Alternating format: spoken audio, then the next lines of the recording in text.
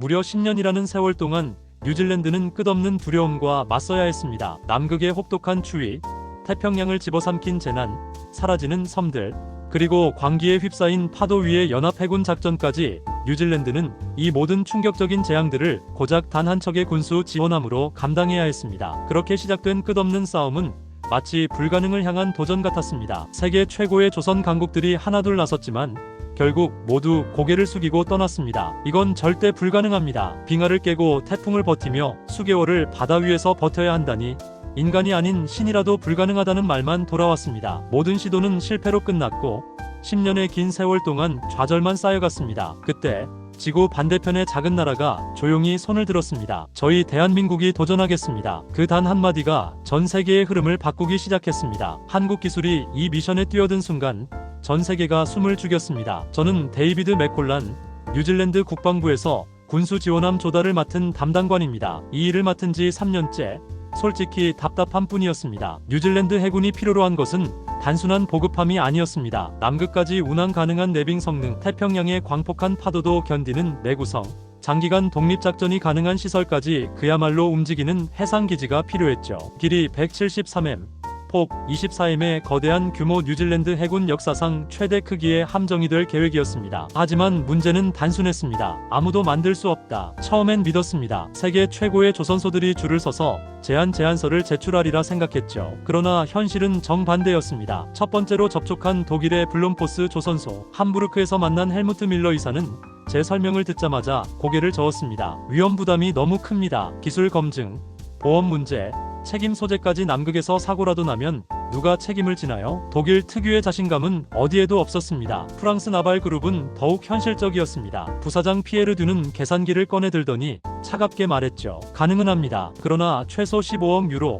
예산의 3배가 넘습니다. 그리고 개발만 10년 이상 걸릴 겁니다. 세계 어디에도 없는 함정이니 처음부터 다 연구해야 하거든요. 일본 미쓰비시 중공업은 정중했지만 한마디로 거절이었습니다. 우리는 이지스함도 만들었지만 이번 프로젝트는 차원이 다릅니다. 남극 운항과 대용량 보급을 동시에 위험 부담이 너무 큽니다. 결국 모든 업체가 같은 이유를 말했습니다. 너무 어렵다, 너무 위험하다, 시간이 오래 걸린다. 심지어 영국의 BAE 시스템즈마저 손을 들었습니다. 포츠머스에서 만난 존 핸더슨 이사는 냉정했습니다. 당신들이 원하는 건 괴물 같은 배입니다. 이론적으로 가능할지 몰라도 현실은 아닙니다. 영국 해군도 이런 요구를 한 적이 없어요. 조선업의 종주국마저 포기하자 절망감이 몰려왔습니다. 네덜란드 단맨 조선소는 기술적 관점에서 잘라 말했습니다. 보급함과 쇄빙선은 설계 철학 자체가 다릅니다. 두 기능을 동시에 담으려면 완전히 새로운 접근이 필요하죠. 선체 구조, 추진 시스템, 강제 선택까지 전부 새로 설계해야 합니다. 그것만 5년 이상 걸립니다. 이탈리아 핀칸티에리 역시 비슷했습니다. 기술적으로 도전은 가능하겠지만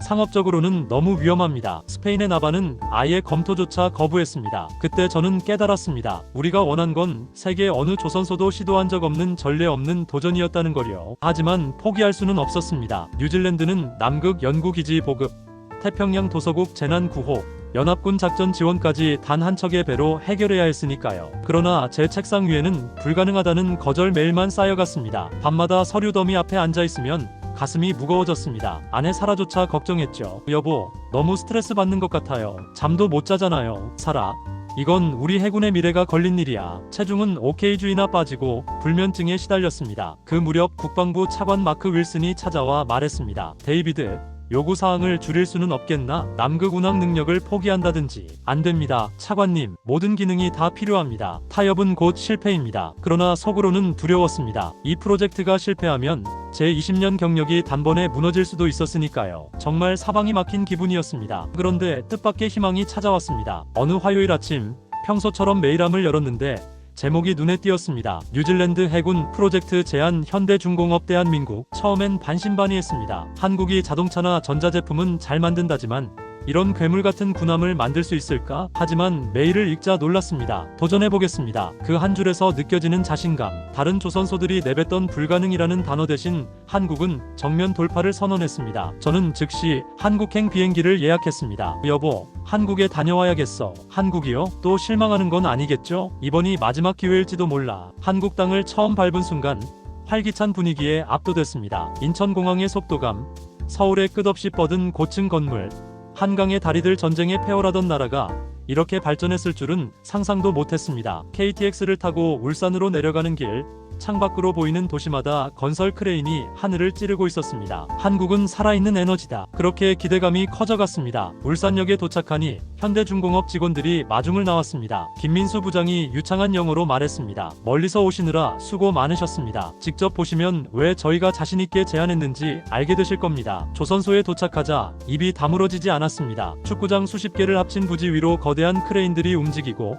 초대형 선박들이 줄지어 건조되고 있었습니다. LNG선, 초대형 컨테이너선, 심지어 군함까지 정말 해상도시가 태어나는 현장이었죠. 설계실에서는 이정호 상무가 맞이했습니다. 대형 스크린에 뜬 3D 설계도는 놀라울 만큼 세밀했습니다. 벌써 이런 설계안을 준비하셨다고요? 저희는 프로젝트를 받기 전부터 준비합니다. 고객에게 확신을 드려야 하니까요. 설명은 계속되었습니다. 모듈식 적재 공간, 1만 톤 연료 탑재, 하이브리드 추진 시스템 상세한 기술들이 이미 계산되어 있었습니다. 특히 30 특수광으로 제작한 내빙 선체는 EM 두께의 얼음도 뚫고 나아갈 수 있도록 설계되어 있었습니다. 건조 기간은 얼마나 걸릴까요? 4년입니다. 다른 조선소들이 810년을 말했을 때 한국은 절반의 시간으로 답했습니다. 비결은 블록 건조 방식, 거대한 배를 여러 블록으로 나눠 동시에 제작 후 조립하는 혁신적 방식이었습니다. 현장 기술자들은 자부심으로 가득 차 있었습니다. 고객을 실망시키는 건 우리 자존심이 허락하지 않습니다. 20대 젊은 엔지니어부터 50대 베테랑까지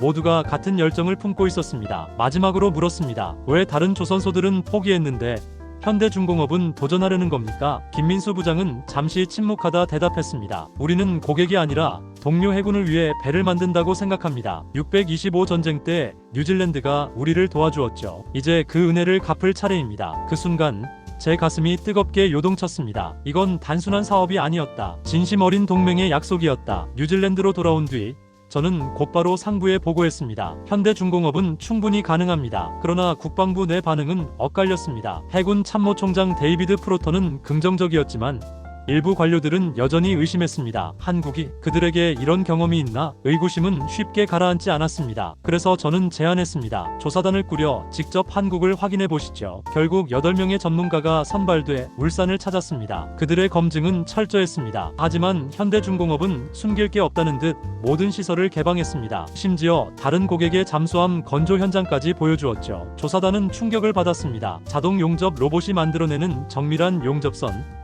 액체 질소 -196도의 시험에도 끄떡없는 강판, GPS 레이저로 2000톤 블록을 OCM 오차 이내로 조립하는 기술. 이 정도라면 남극 해역에서도 문제 없습니다. 기술진 톰슨 중령의 얼굴에 확신이 스쳤습니다. 재정 전문가 스티븐 화이트도 놀랐습니다. 이런 설비를 갖추고도 왜 30% 저렴합니까? 현대 측은 대답했습니다. 연간 100척 이상을 건조하는 대규모 생산 체계 덕분입니다. 규모의 경제로 원가를 낮추는 동시에 품질은 더 높일 수 있죠. 품질 관리 시스템은 더 놀라웠습니다. 나사 하나까지 이력 추적이 가능했고 클릭 한 번에 제조 일자 설치 담당자 검사 결과까지 뜨는 체계. 항공기 수준의 관리였습니다. 조사단 품질 전문가 파커가 말했습니다. 20년 동안 이런 시스템은 처음 봅니다. 완벽합니다. 5일간의 검증을 마친 조사단은 만장일치 보고를 냈습니다. 현대중공업에 맡기는 것이 최선. 그러나 또 다른 장벽이 있었습니다. 정치적 부담이었습니다. 왜 영국, 미국이 아닌 아시아 업체를 선택하느냐? 야당 의원들의 반발,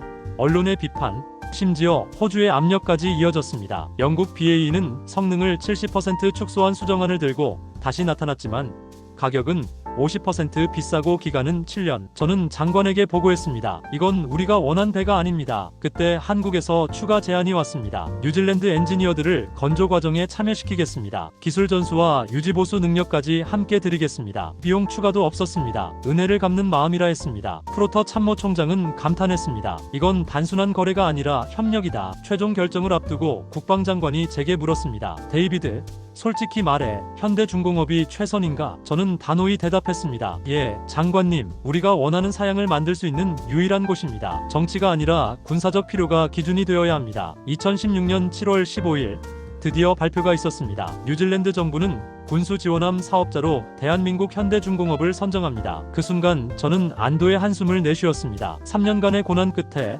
희망이 현실이 된 것이었습니다. 그러나 시험은 이제부터였습니다. 설계에만 1년 걸린다던 함정을 한국은 6개월 만에 완성해냈습니다. 이유를 묻자 김민수 부장이 웃으며 말했습니다. 우린 이미 준비하고 있었습니다. 설계에는 요청했던 기능뿐 아니라 연료 효율을 15% 향상시키는 개선안까지 포함되어 있었습니다. 2017년 첫 강제 절단식 레이저가 강판을 자르던 순간 한국과 뉴질랜드 관계자 모두 숨을 죽였습니다. 절단된 강판이 떨어져 나가자 박수가 터져 나왔습니다. 이어진 마오리족 전통 기도의식은 두 나라의 마음을 하나로 묶었습니다. 현대중공업은 품질에서 타협이 없었습니다. 용접부에 미세한 균열이 발견되자 다시 하겠습니다 라며 블록 전체를 폐기했습니다. 수주 지연과 비용 증가에도 흔들림이 없었습니다. 남극에서는 작은 균열 하나가 큰 사고로 이어질 수 있습니다. 그들의 철학이었습니다. 건조 속도는 놀라웠습니다. 6개월마다 한국을 방문할 때마다 함정은 눈에 띄게 완성되어 있었습니다. 현장 책임자는 자신있게 말했습니다. 우리는 약속보다 6개월 빨리 끝내는 게 목표입니다. 실제로 모든 과정이 예정보다 앞서 나갔습니다.